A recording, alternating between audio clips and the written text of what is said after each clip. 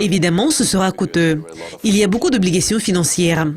Ma première et principale préoccupation concerne les droits des citoyens européens vivant en Grande-Bretagne et ceux des citoyens britanniques vivant en Europe.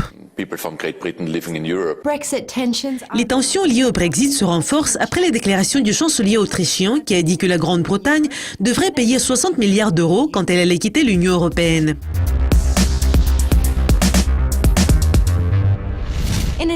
Dans une interview organisée par Bloomberg à la fin de février, Christian Kern est devenu le premier chef de l'Union européenne qui avait mentionné un montant concret en parlant d'une facture du Brexit que le Royaume-Uni devrait payer.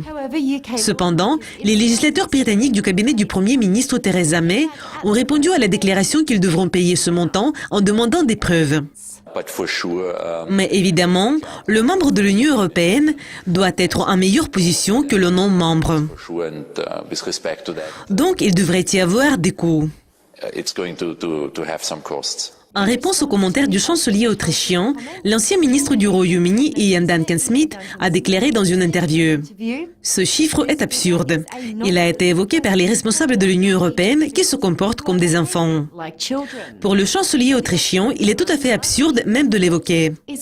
Quant à la déclaration qu'il n'y aura pas de déjeuner gratuit pour la Grande-Bretagne, nous pouvons dire que nous avons apporté tant d'argent dans le budget de l'Union européenne au cours des années que nous avons presque acheté ce maudit restaurant. Il y a une semaine, le chef de la Commission européenne, Jean-Claude Juncker, a déjà parlé d'une lourde facture que le Royaume-Uni devrait payer, ayant affirmé que la sortie du pays de l'Union européenne ne se fera pas à coût réduit ou à coût zéro. Les Britanniques sont tenus de respecter les engagements à la confection desquels ils ont pris la part et donc la facture sera, pour le dire un peu vulgairement.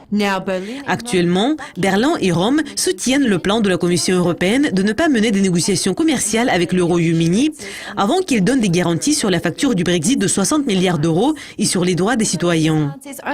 Bien que cette position ne soit que préliminaire et les positions officielles doivent être adoptées, le soutien de Berlin est devenu un coup dur pour le Royaume-Uni, qui comptait sur l'Allemagne pour adopter une approche plus douce et neutraliser les radicaux de l'Union européenne.